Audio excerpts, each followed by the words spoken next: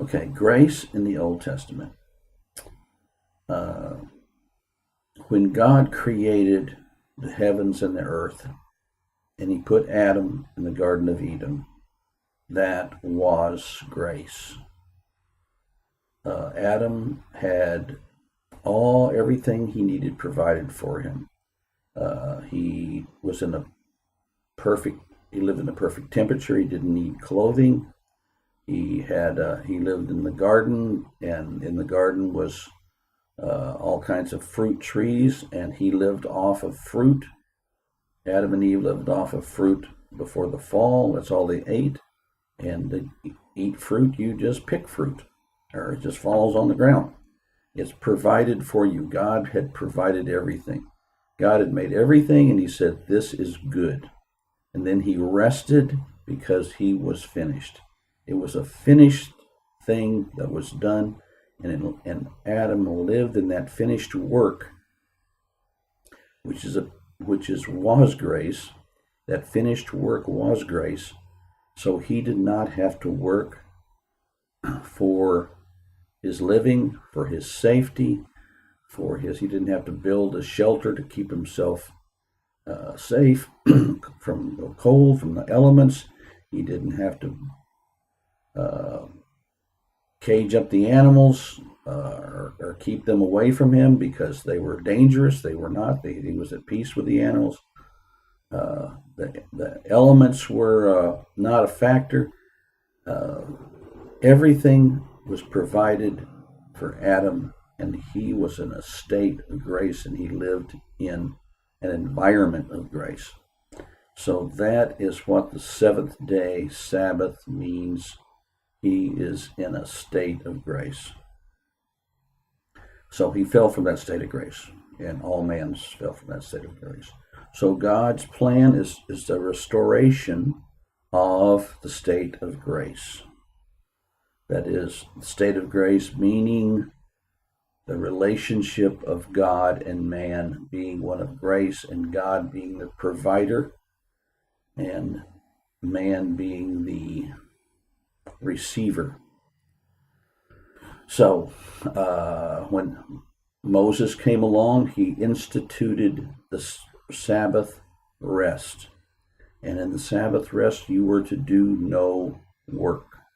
So grace and works are in opposite poles. If you have to have works, then you don't have any grace. They're contradictory to one another. Grace is God has provided everything, and his work is finished, it's done, and there's no necessity to add or subtract from it because it's a finished work. God rested, and that was it. So he's trying to bring this ideal back into human understanding through the Jews.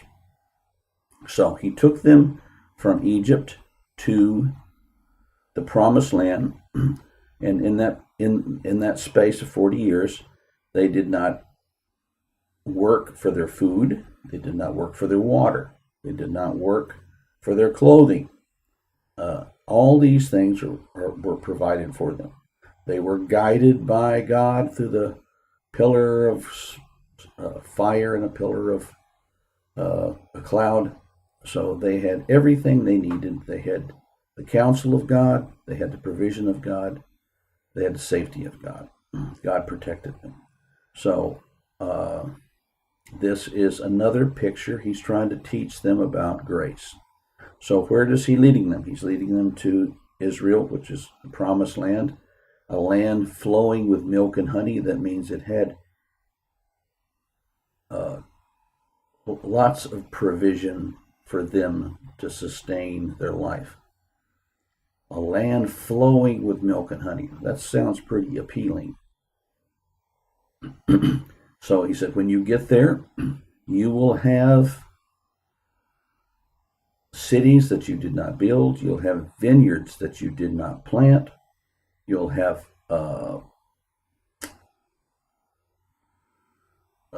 fields that you did not plow and have to cut the trees down and get all the rocks out. All those things have already been done. You just have to receive it by faith. So, receiving it by faith is how we receive grace. So, here's this whole picture of grace laid out by Moses. and the Jewish people did not understand that. They took it as just a law, a rule, and if you kept this rule, which is works, then God would bless you. They changed grace into a law. Part of that law, part of the law of Moses was if you worked on the Sabbath, you would be stoned to death. This is just God's clarifying and making very, very clear that you cannot work. The Sabbath and works are two different things. You can't, they're separate. Works and grace are separate. You can't add works to grace because you destroy it. It's destructive.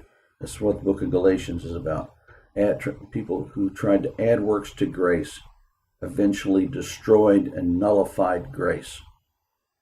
So it's very serious adding works to grace, and that's what everybody does.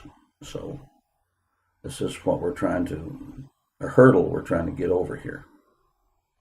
So Christ came along, and he was talking he ate some food, he gathered food and ate it on the Sabbath, and he healed on the Sabbath.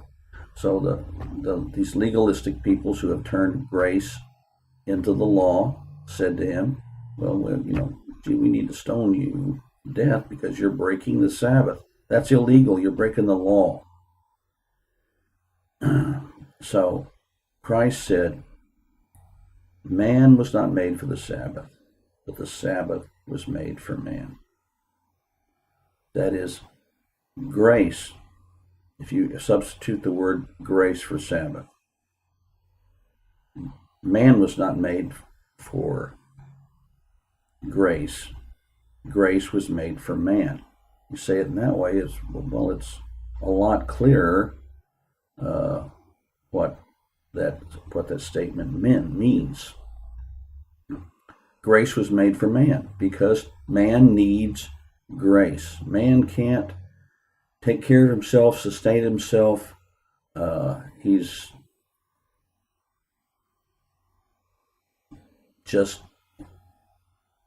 inadequate, so he's always failing, and he builds systems that fail.